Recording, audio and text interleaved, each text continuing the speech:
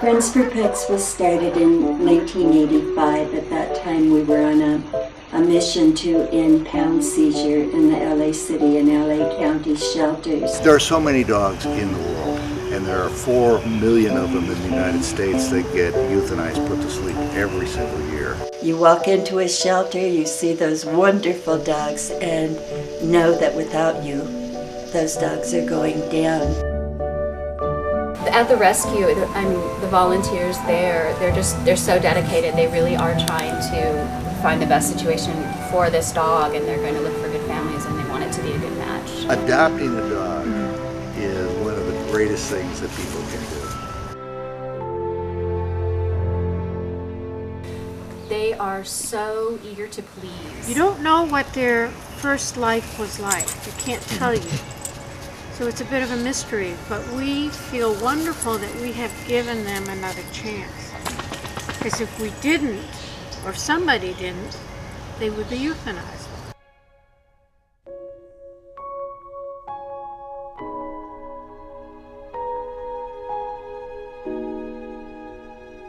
The majority of our dogs come from private parties. Sometimes people lose their homes. Divorces, repossessions. Or they're found on the street, they're strays. We had one gentleman surrender his dogs, and he was in tears, but he was in the Army. We've had numerous foster dogs come through from Friends for Pets.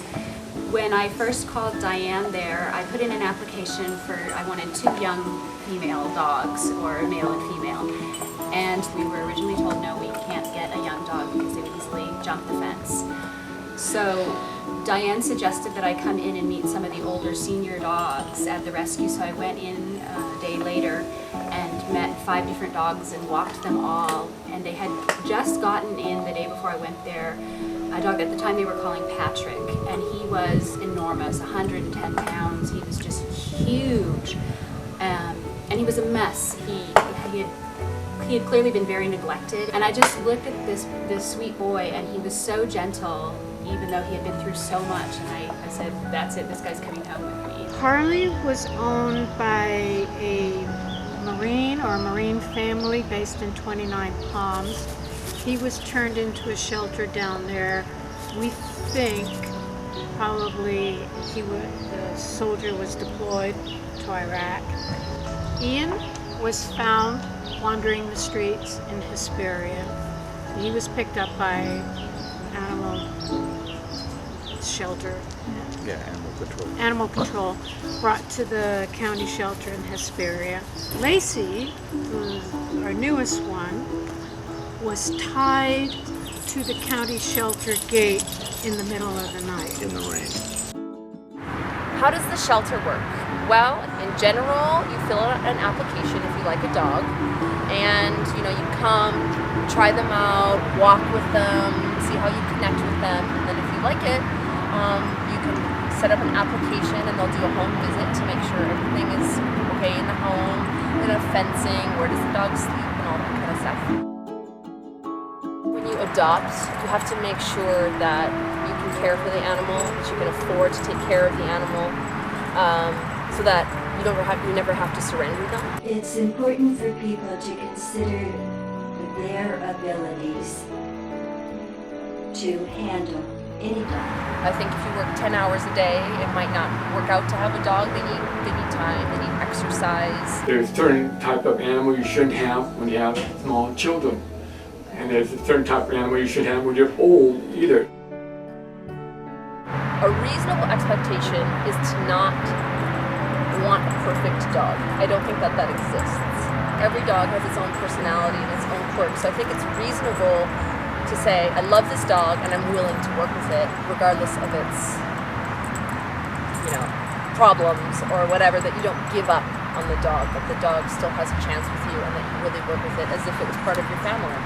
You should be planning on bringing the animal to your veterinarian once a year for exam and for whatever vaccine might be needed.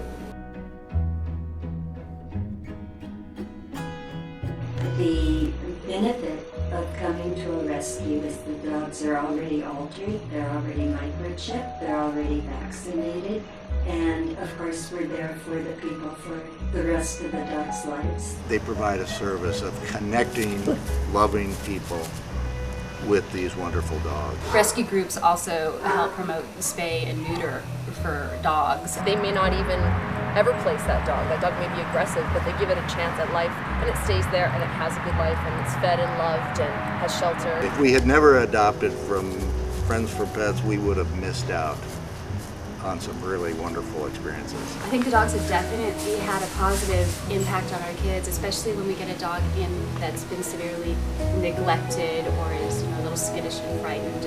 It's good for the children, I think, to see that and to know that they can make a difference and help these animals. We had no idea that every Sunday for the rest of our lives we were going to be walking dogs. Hadn't been our plan. But the week after we got Harley and brought him home, we said, well, we ought to go back there. Those people were nice and they need help. So we went, and we've been doing it now for going on 4 years. I highly recommend anyone volunteer. There is a core group of volunteer crazy people like us. We want their support and we want their time. Every Sunday morning, you can just show up at Friends for Pets and walk these dogs. It's a no-kill rescue situation, so if the dog stays for 3 months or 3 years, at least they have a chance to have a forever home.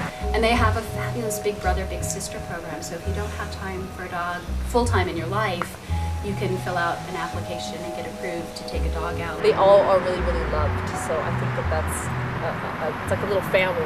It's a really great place. It really helps enrich the lives of the people that adopt the dogs.